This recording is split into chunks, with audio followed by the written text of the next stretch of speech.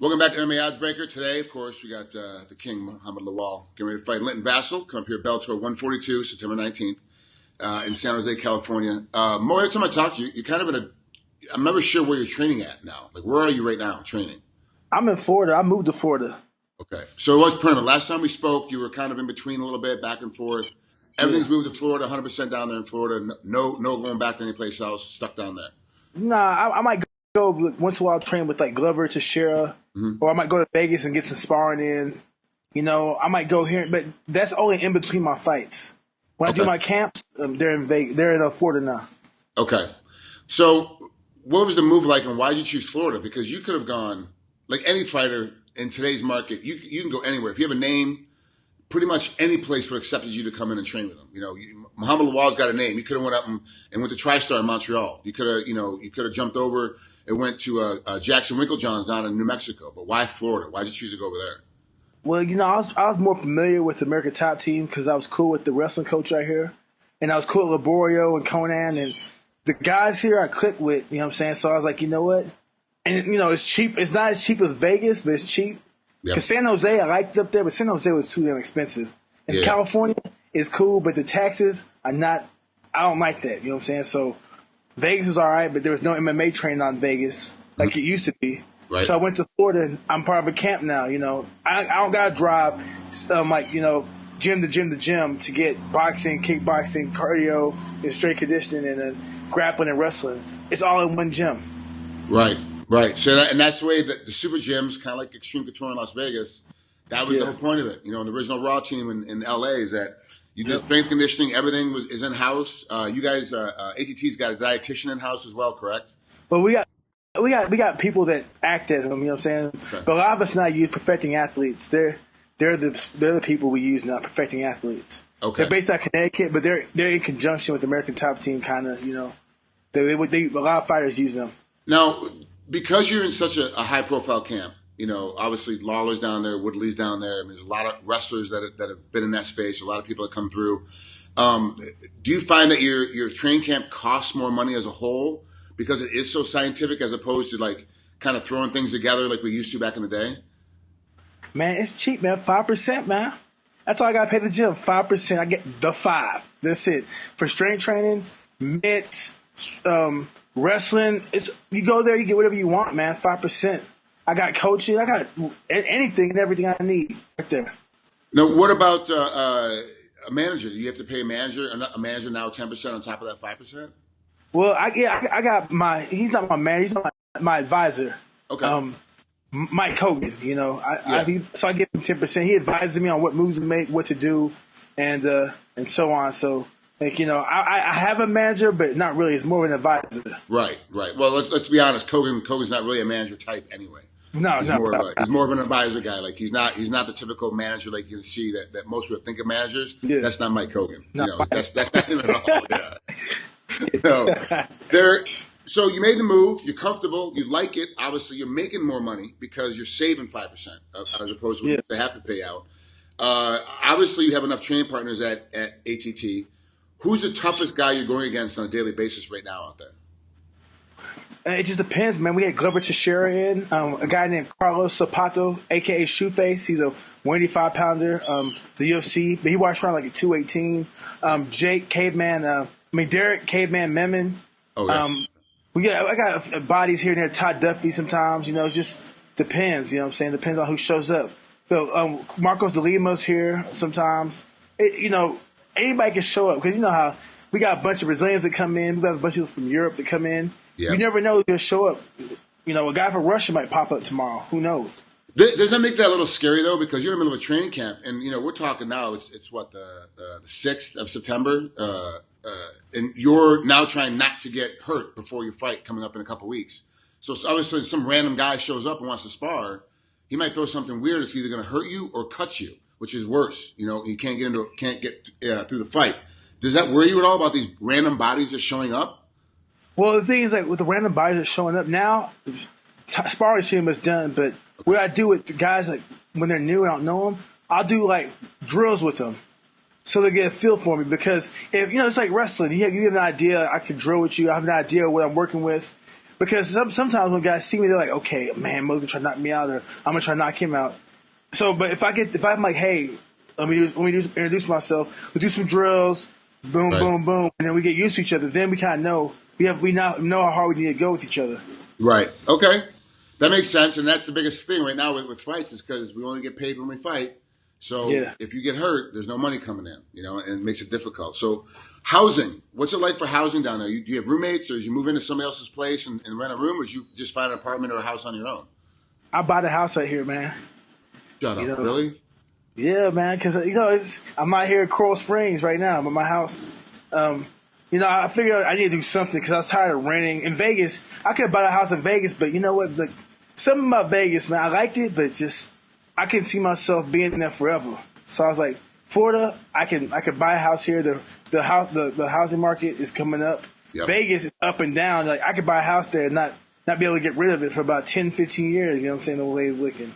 Yeah, so, it depends on what part of town you're buying into, but yeah, like I'm the exact opposite from you. I'm in Hawaii right now. I'm out here working. I'll be here probably for a minimum of a year. I could be here longer, depending. Everyone that says when you're in Hawaii, if you stay longer than 2 years on a job, you just never leave. But I'll always have a place in Vegas. I'll always have my house in Vegas. I always keep my space in Vegas. I just love Vegas. But I'm that opposite guy where I actually like the vibe and the feel of Vegas. And a lot of fighters are like, the only reason I came to Vegas, was to train. Like Johnny Hendricks, he was like, the only reason I came to Vegas was to train.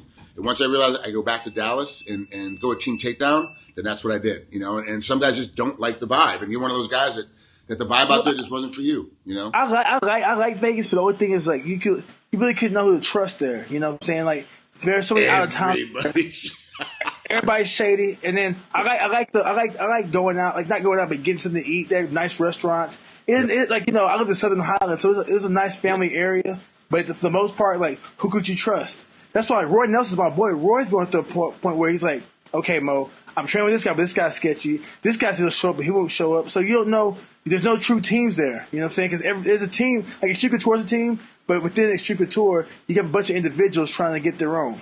Yeah, 100%. But that is kind of the way MMA is. That is the fight game. Like you might fight for ATT and you carry the flag when you win the fights, but and Laborio's in your corner, but Woodley's not out there throwing punches for you. No.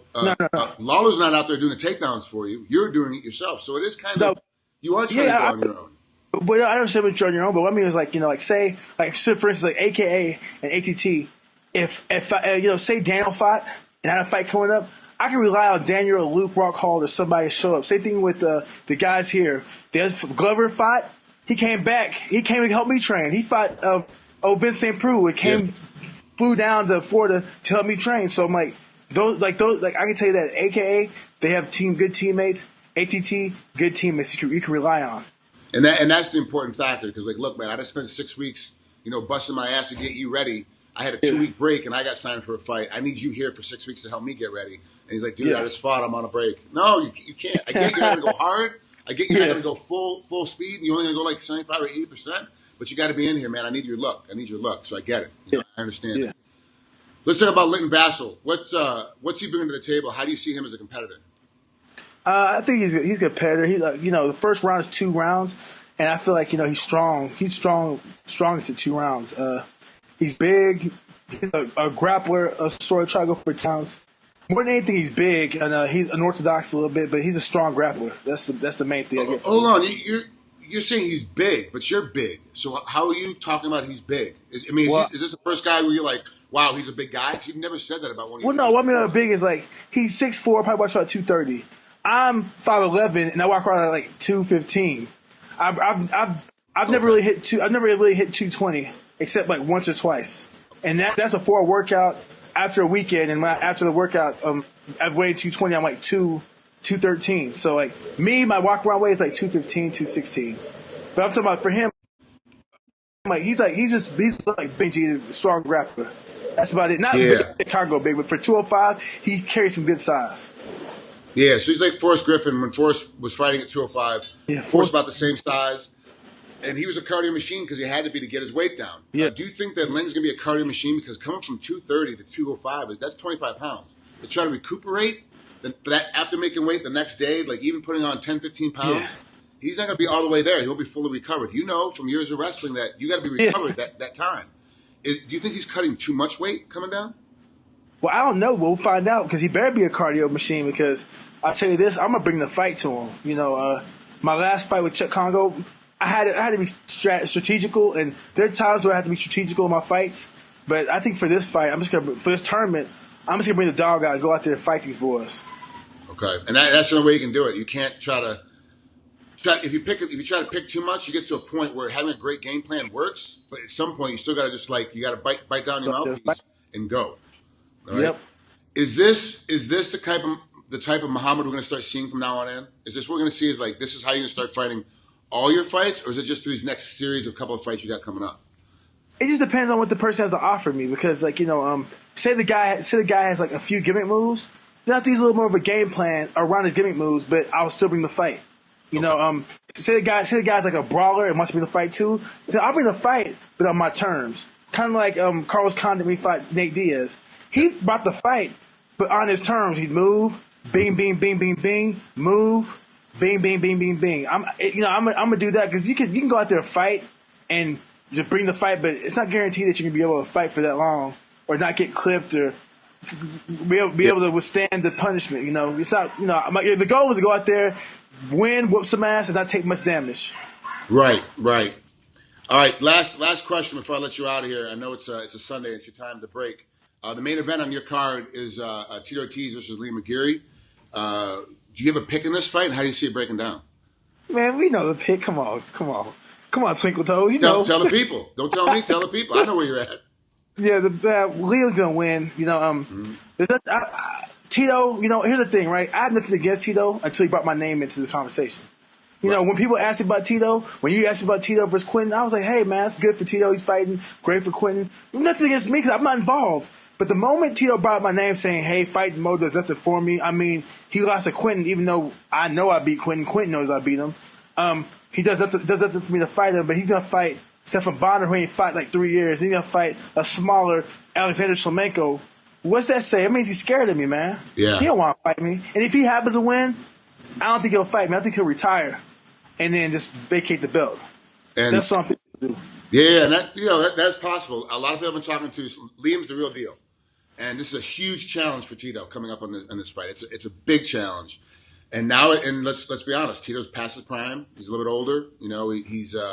He's coming off from that. That's like every athlete does. The window's slowly closing on him. He doesn't have much game in it, and Liam's on his way up. This is a tough fight for both guys, man. But you're right. It's a situation where, technically speaking, both guys are about equal. But you have to go with youth, and that's going to be Liam. Yeah, definitely. Mo, thanks for coming on, man. Congratulations on the move to Florida. Congratulations on the house. I didn't realize you bought a house down there. So. Thanks, man. Enjoy Hawaii, man. Enjoy Hawaii, dog. Thank you. I'm actually I'm trying to make a trip down your way to come down to HCT. I've never been to the building, so I want to get over there, and I'm starting to travel quite a bit. So I might all of a sudden show up one day and one of those weird ass people that shows up in the middle of a training camp, just be me standing with a headgear on. Come on, Mo, let's go. Let's go. All right, cool. Hey, we got a new gym too. We have a new gym being built. Yeah. State of the art. It's gonna be a super gym like no other. Probably the best gym in the world. It's being built right now. So it should be, by the time you come, it'll be done. Oh, that's awesome. That's great. Well, thanks, Mo. Thanks for coming on, brother. Have a great fight. Have a great rest of your training camp, man. We'll talk to you soon. Thanks, bro. Appreciate you.